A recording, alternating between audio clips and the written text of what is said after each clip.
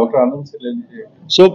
आज का कॉन्क्लेव दो चीजों के लिए है, एक डॉक्टर को के साथ गोष्ठी में एडवांसमेंट्स के लिए कि कौन सी नई मशीनें आ रही हैं, कौन सी टेक्नोलॉजी कितनी तेजी से आगे मूव कर रही है, क्योंकि दोस्तों निरंतर रूप से कैंसर को हराने के लिए हर हफ्ते में नई दवाइयां, नई व्यवस्थाएं, नई टेक्नोलॉजी, नई मशीनें, नए इन्वेस्टिगेशन इजाद होते जा रहे हैं।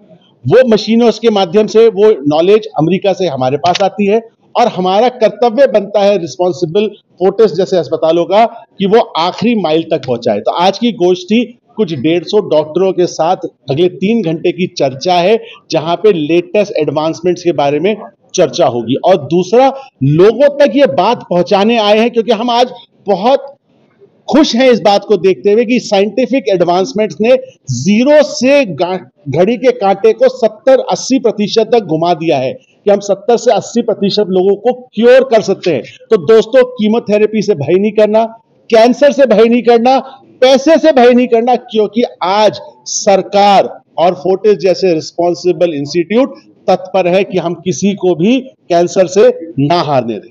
फोर्टिस जैसे बिग सर, फोर्टिस की तरफ से बिल्कुल, क्योंकि हर वर्ग का इंसान को कैंसर और थैलेसीमिया से जीतने का अधिकार है, ये हमारे डीएनए में है।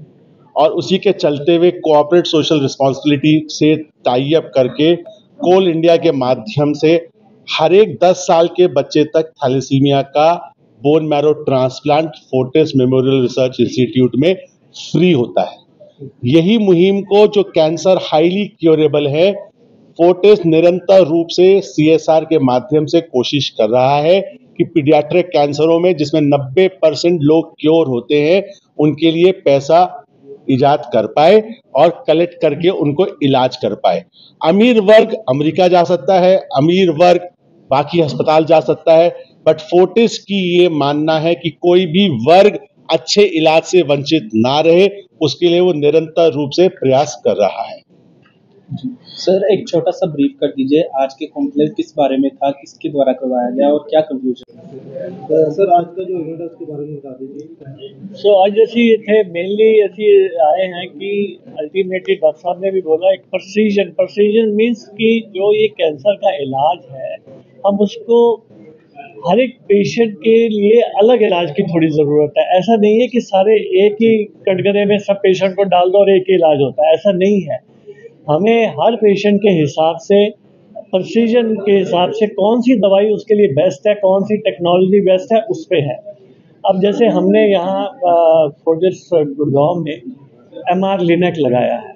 अभी तक देश में ये दूसरी मशीन है, नॉर्थ इंडिया में ये पहली मशीन है। कहीं आसपास आपको इसका नाम वही बताने जा रहा हूँ। इसका फायदा ये है कि अभी तक जब हम रेडिएशन देते हैं, तो जब हम रेडिएशन दे रहे हैं तो अंदर के ऑर्गन मूव कर रहे हैं, वो चल रहे हैं। तो जैसे हमने पेनक्रियाज होता है, यहाँ पे होती है, उसके आसपास इंटेस्टाइन आ जाती है तो उसको डोज लग जाती है। अब हम MR से उसको ऑनलाइन मॉनिटर करेंगे कि रेडिएशन सिर्फ पेनक्रियाज में जाए और कहीं ना जाए। तो MRI आपने सुना होगा, सब लोग कहते हैं CT स्कैन कराओ, MRI कराओ। MRI से जो ट्यूमर है वो बहुत क्लियरली नजर आता है, और अगर ये बहुत क्लियरली नजर आता है, हम उसको उतना ही एक्यूरेट इलाज दे सकते हैं। रेडिएशन जब कुछ ऐसा